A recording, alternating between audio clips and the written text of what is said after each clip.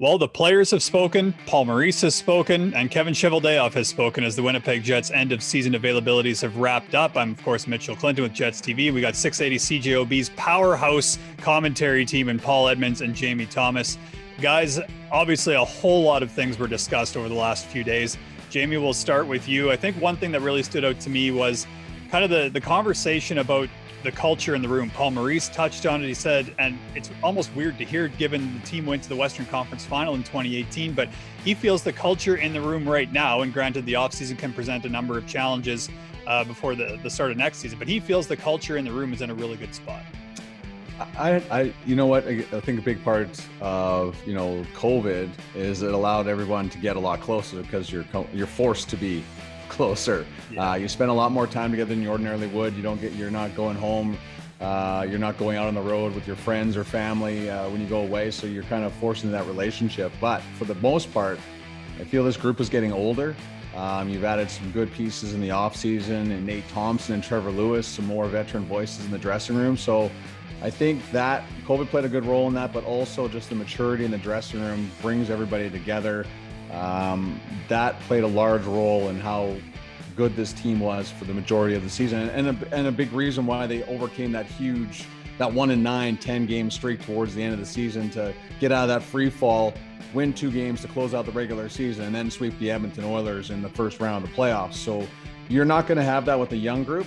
I think the fact that this was a veteran group and the fact that the core group has been around together for so long, and they understand, having been through enough playoff wars together, what it all means. I think that plays a large role in Paul Maurice liking the chemistry in the dressing room, the players liking being there as well. And Paul, I guess, kind of on that topic, had Kevin Cheveldayoff talked about the work Paul Maurice and his coaching staff did, said it was exemplary this year. Obviously, they would, prefer to have a big silver trophy next to them as they talk about it, but given everything that the coaching staff was up against, whether it was COVID protocol or otherwise, or a really tough schedule, including 16 of 22 on the road, the team really seemed to perform. And then on top of that, with the player availabilities a few days ago, they talked about they have a huge support for Paul Maurice. So I guess that kind of really shows the work that group did over the course of a really challenging 56-game season and then into the second round of the postseason. Yeah, just to kind of piggyback on what JT said. So by staying apart, they kind of came together, which is interesting, and that's unique in and of itself in COVID, right? And the players talked about that, and Paul talked about that, and Chevy a little bit as well today. So a couple of quotes that I wrote down that just kind of popped out to me in the last few days. Blake Wheeler's saying that they're a maturing core, as JT mentioned, and that he's excited about the direction and a lot to look forward to. Connor Hellebuyck saying nothing they accomplished this year was a fluke. And there was that cohesive nature to them. Paul talked about that on the bench, and certainly maybe the best Winnipeg focus group that they've had as a team. There's some players that have probably departed that weren't that interested in playing here in Winnipeg. And because you are the smallest market in the National Hockey League, you have to have the right guys. And it goes back to 1.0, and this is going to be a bit of a long answer, but it goes back to 1.0, and I constantly hear stories about guys that were acquired by the Jets back then that weren't all that enamored with coming here to play, but once they got here and once their families got settled here, they loved playing here. And the group that was that core group that ended up kind of churning through this and having some really good teams over the years and decades before, of course, 1.0 left for Arizona. And the same thing is developing here. And it took a little while, understandably. It took 8 or 9 years before that kind of happened because you inherited this team from Atlanta. But now you've got a group that wants to play for the Winnipeg Jets, that wants to play in Winnipeg, and they all feel like they have an ownership to it. And Paul was quite proud of that. Chevy said today, he said he had a group that was, quote, pulling in the same direction. And as a result of that, that's something to be proud of, end quote. So I think that sort of substantiates how they all felt. Yeah, they're going to have their disagreements on player personnel and who should be playing at times. That's natural. I mean, everybody that sort of filters through this corporate layers, and we can all sort of adjust to that because we all are involved in that in some way, shape, or form, whether it's within our organization or others that are listening to this. So the one thing about it is that I think everybody's voice gets heard, and that they move on as a group to formulate a plan on what they want to do. And then there was some I guess, criticism, or there was some hinting about young players not getting involved in. And Paul's quote I thought was great. We haven't been late on anybody, right? And he kind of surmised the whole Ville Heinola thing today. You know, so did Chevy, talking about over 50 games, 5 in the NHL. It had nothing to do with that sliding ELC contract. They just didn't feel that he was completely ready. Logan Stanley, on the other hand, put his time in, and look at where he's at. He's probably going to be a top 4 defenseman for the Winnipeg Jets for next year, maybe right beside Neil Pionk on a 3-4 level.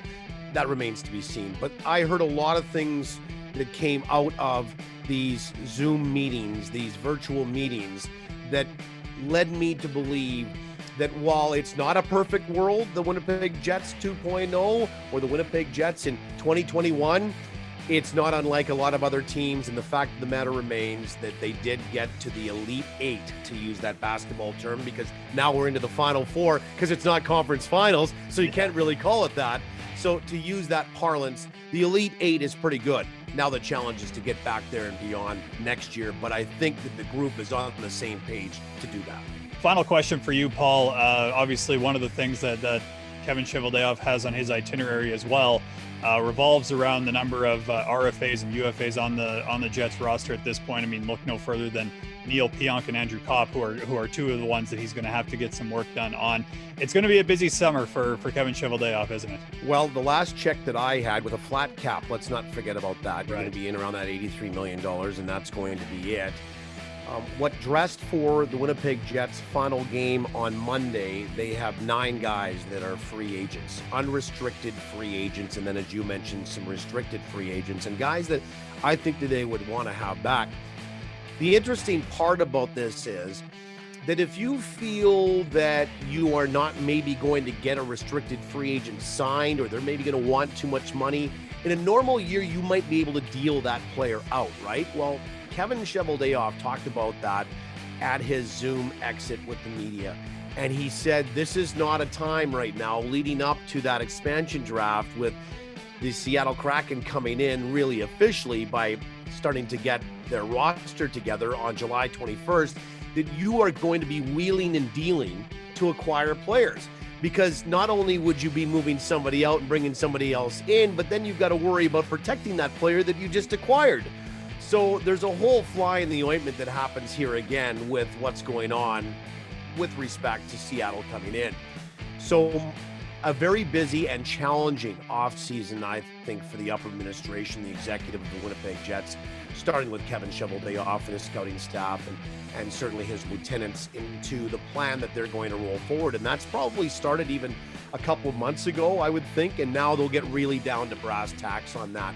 So it will be interesting to see who they sort of determine that they want to sign, who they are going to protect, how this roster is going to look next year. And Kevin did say that it would be different. Of course, it's different every year. But I think that this is where, as a fan, as media members, as insiders, whatever it is, guys that get to talk about this for a living like we do, this is where it gets really interesting. It gets really interesting for me, because I kind of really enjoy this stuff. I really enjoy the decision making that goes into it, the thought process that goes into it, and then ultimately the decisions that are made, and then how those decisions are affected on the team afterward, and not just a day later or a month later, but a season or a couple seasons later. So a very challenging year, I think, a very challenging offseason for the second offseason in a row. But a lot of the dominoes will start to fall, I think, in earnest as we get a little bit closer toward the draft, and then Seattle, and then near the end of the regular season, or the postseason, pardon me, and a Stanley Cup winner is awarded. So a lot of dominoes to fall, and they'll come in quick succession after the first one does fall, which will be coming up in probably the next month or so. And of course, WinnipegJets.com and 680 CJOB will be there when those dominoes fall, and provide plenty of reaction and coverage on, of course, 680 CJOB and WinnipegJets.com. Gentlemen, thanks so much. I'm sure we'll be talking plenty over the course of the season. And Paul, enjoy the lake that you got going on.